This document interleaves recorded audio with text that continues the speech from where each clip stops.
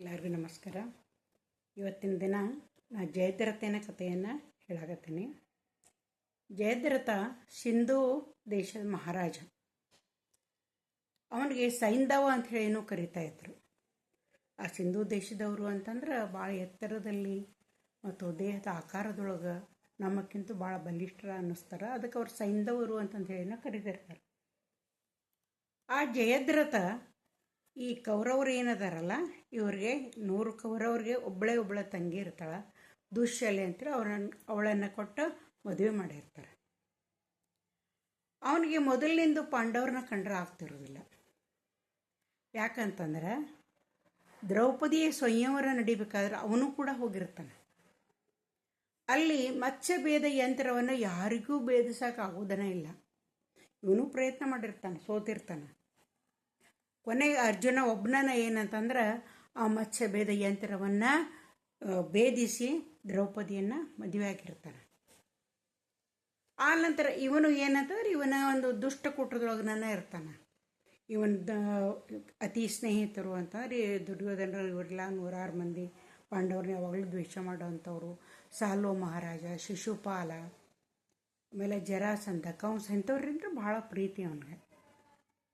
ಆನಂತರ ಇವನಿಗೆ ಏನಂತಂದ್ರೆ ಅವಾಗೊಮ್ಮೆ ಅವಮಾನ ಆಗಿರ್ತೈತೆ ಪಾಂಡವರಿಂದ. ಆಮೇಲೆ ಪಾಂಡವರು ಈ ಪಗಡೆ ಆಟವನ್ನು ಆಡಿ ಅದರಲ್ಲಿ ಸೋತು ಅರಣ್ಯಕ್ಕೆ ಏನು ಹೋಗ್ತಾರಲ್ಲ, ವನವಾಸಕ್ಕೆ ಹೋದಾಗ ಅಲ್ಲಿ ಏನಂತಂತಂದ್ರೆ ಇವನು ಒಂದು ಸಲ ವಿಹಾರಕ್ಕಾಗಿ ಹೋಗಿರ್ತಾನೆ. ಹೋದಂಥ ಹೊತ್ತಿನೊಳಗೆ ಪಾಂಡವ್ರು ಏನು ಮಾಡ್ತಾರಂತಂದ್ರೆ ದೌಮ್ಯ ಋಷಿ ಅನ್ನುವಂಥವ್ರ ಕಡೆ ಅಂದ್ರೆ ದ್ರೌಪದಿಯನ್ನು, ಇವಳು ನಿಮ್ಮ ಹತ್ಲ ಇರಲಿ ನಾವು ಸ್ವಲ್ಪ ಹೊರಗೆ ಹೋಗಿ ಬರ್ತೀವಿ, ಭೇಟಿ ಆಡ್ಕೊಂಡು ಬರ್ತೀವಿ ಅಂತೇಳಿ ಅವರೆಲ್ಲರೂ ಹೋಗಿರ್ತಾರೆ. ಆನಂತರ ನೀವು ಗೂಢಚಾರರಿಂದ ತಿಳ್ಕೊತಾನೆ ದ್ರೌಪದಿ ಮನೆ ಒಬ್ಬಾಕೆ ಅದಾಳ ಅಂಥೇಳಿ. ಆಮೇಲೆ ಇವು ಏನು ಮಾಡ್ತಾನಂದ್ರೆ ಆ ದ್ರೌಪದಿಯನ್ನು ಬಲಾತ್ಕಾರವಾಗಿ ತನ್ನ ರಥದೊಳಗೆ ಹಾಕೊಂಡು ಹೋಗಕ್ಕೆ ಶುರು ಮಾಡ್ತಾನೆ. ಅವಾಗ ದೌಮ್ಯ ಋಷಿಗಳಿಗೆ ಗಾಬರಿ ಆಕೈತಿ, ಇದೇನಿದು, ಏನಿವ ದುಷ್ಟ ಹಿಂಗೆ ಮಾಡಕತ್ತಾನಲ್ಲ ಅಂಥೇಳಿ ಅವ್ರು ಏನು ಮಾಡ್ತಾರೆ ಅಂತಂದ್ರೆ ಹೋಗಿ ಪಾಂಡವ್ರಿಗೆ ತಿಳಿಸ್ತಾರೆ. ಪಾಂಡವ್ರು ಏನು ಮಾಡ್ತಾರಂದ್ರೆ ಬೆನ್ನು ಹತ್ತುತ್ತಾರೆ. ಒಂದು ಬೆನ್ನ ಹತ್ತಿ ಏನು ಮಾಡ್ತಾರೆ ಅಂದ್ರೆ ಸೈಂಧವನನ್ನು ಹಿಡಿದು ಭೀಮ ಅವನು ಚಲೋತಂಗೆ ಬಿಡಿತಾನೆ, ಶಿಸ್ತು ಹಣ್ಣಾಗಂಗೆ ಬಿಡಿತಾನೆ. ಆನಂತರ ಕೊಲ್ಲಾಕ ನಿಲ್ತಾನೆ. ಇವ್ ನಾನು ಕೊಂದೇ ಬಿಡ್ತೇನೆ, ಇವ ಎಷ್ಟು ನೀಚದಾನ, ಮೊದಲಿಂದ್ರೂ ದುಷ್ಟದಾನ ಮಾತು. ಆವಾಗ ಯುಧಿಷ್ಠಿರ ತಡಿತಾನೆ. ಯಾವಾಗಲೂ ಅವ ಧರ್ಮದ ಹಾದಿಯೊಳಗೆ ಹೋಗವ, ಬೇಡ ಎಷ್ಟಾಗಲಿ ಅವನು ನಮ್ಮ ತಂಗಿಯ ಗಂಡ, ಆಕೆ ನನಗೆ ತಂಗಿ ಆಗ್ಬೇಕು, ನಮಗೆ ಕೊಲ್ಲಬೇಡ್ರಿ. ಅವನೇನಂತಂದ್ರೆ ಇಷ್ಟು ಹಣ್ಣಗಾಯಿ ನೀರ್ಗಾಯಿ ಮಾಡಿರಿಲ್ಲ, ಬಿಟ್ಟು ಬಿಡ್ರಿ ಅಂತೇಳಿ. ಆಗ ಅರ್ಜುನ ಏನಂತಾನಂತಂದ್ರೆ ಇಲ್ಲ, ಇವ್ ಇಷ್ಟ ಅಪಮಾನ ಮಾಡೋದು ಸಾಕಾಗೋದಿಲ್ಲ ಅಂಥೇಳಿ ಅವನ ಅರ್ಧ ತಲೆಯನ್ನು ಬೋಳಿಸ್ತಾನೆ, ಅರ್ಧ ಮೀಸೆಯನ್ನು ಬೋಳಿಸ್ತಾನೆ. ಅರ್ಜುನ ಬಿಟ್ಟುಬಿಡ್ತಾನ. ಇದರಿಂದ ಅಪಮಾನ ಆಗ್ತೈತಿ ಜಯದ್ರಥನಿಗೆ. ಆನಂತರ ಅವನಿಗೆ ಭಾಳ ಸಿಟ್ಟು ಬರ್ತೈತಿ. ದ್ರೌಪದಿ ಆವಾಗಲೂ ಸಿಗಲಿಲ್ಲ, ಈಗೂ ಸಿಗಲಿಲ್ಲ, ನನಗೆ ಈ ಪಾಂಡವ್ರ ಮೇಲೆ ಸೇಡು ತೀರಿಸ್ಕೋಬೇಕು ಅಂತಂದು ಹೇಳಿ ಅವ ಏನು ಮಾಡ್ತಾನಂತಂದ್ರೆ ಗಂಗಾ ನದಿಯ ತೀರದೊಳಗೆ ತಪಸ್ಸಿಕೊಂಡಿರ್ತಾನೆ. ಕಠೋರವಾದಂಥ ತಪಸ್ಸನ್ನು ಮಾಡಕೊಂಡಿರ್ತಾನೆ.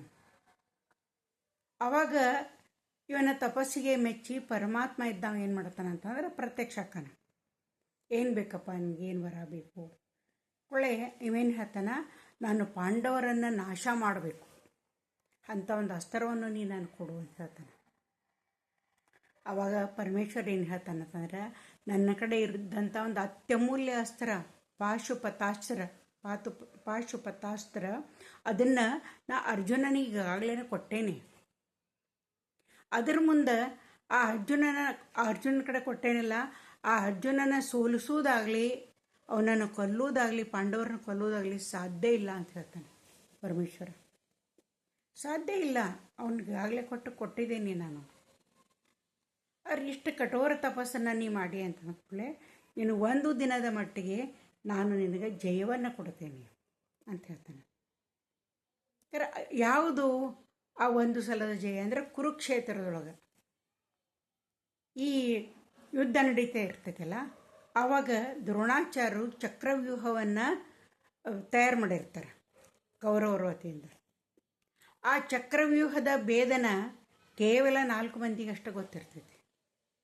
ಒಬ್ಬರಂತೂ ಸ್ವತಃ ದ್ರೋಣಾಚಾರ್ಯರು, ಅರ್ಜುನ, ಕೃಷ್ಣನ ಮಗ ಯಾರು ಪ್ರದ್ಯುಮ್ನ ಮತ್ತು ಒಳಗೆ ಹೋಗೋದಷ್ಟ ಏನಂತಾರೆ ಅಭಿಮನ್ಯು ಗೊತ್ತಿರ್ತೈತಿ. ಅದರಿಂದ ಹೊರಗೆ ಬರೋದು ಗೊತ್ತಿರೋದಿಲ್ಲ ಅಭಿಮನ್ಯುಗೆ. ಹೀಗಾಗಿ ಏನು ಮಾಡ್ತಾರೆ ಅಂತಂದ್ರೆ ಅವರು ಆ ಚಕ್ರವ್ಯೂಹವನ್ನು ರಚನೆ ಮಾಡ್ತಾರೆ ದ್ರೋಣಾಚಾರ್ಯರು. ಅವಾಗ ಇವ್ರು ಏನು ಮಾಡ್ತಾರೆ ಅಂತಂದ್ರೆ ಈ ಅರ್ಜುನ ಅವನ್ನ ಅಷ್ಟ ಭೇದಿಸಕ್ಕೆ ಸಾಧ್ಯತಿಲ್ಲ. ಸಂಸಪ್ತರು ಅಂತಂದು ಹೇಳಿ ಅನ್ನೋರು ಅವ್ರಿಗೆ ತಿರುಗರ್ತರು ಅಂತ ಏನು ಕರೀತಾರೆ. ಆ ತಿರುಗರ್ತರದ ಒಂದು ವಿಶೇಷತೆ ಏನು ಅಂತಂತಂದ್ರೆ ಮಾಡು ಇಲ್ಲವೇ ಮಡಿ ಎಂದೂ ನಾವು ತಿರುಗಿ ನೋಡಂಗಿಲ್ಲ, ಸಂಧಾನ ಮಾಡ್ಕೊಳ್ಳಂಗಿಲ್ಲ.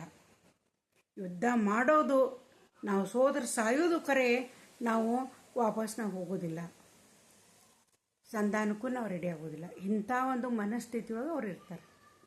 ಹಂಗಂದ್ರೆ ಈ ಚಕ್ರವ್ಯೂಹದೊಳಗೆ ಮುಂದೆ ಅಭಿಮನ್ಯುವನ್ನು ಯಾರು ಕೊಲ್ತಾರೆ, ಜಯದ್ರಥ ಯಾವ ರೀತಿ ಅವ್ನಿಗೆ ಮರಣ ಬರ್ತಿತ್ತು ಅನ್ನೋದನ್ನು ನಾವು ಮುಂದಿನ ಕಥೆಯೊಳಗೆ ಹೇಳ್ತೀನಿ.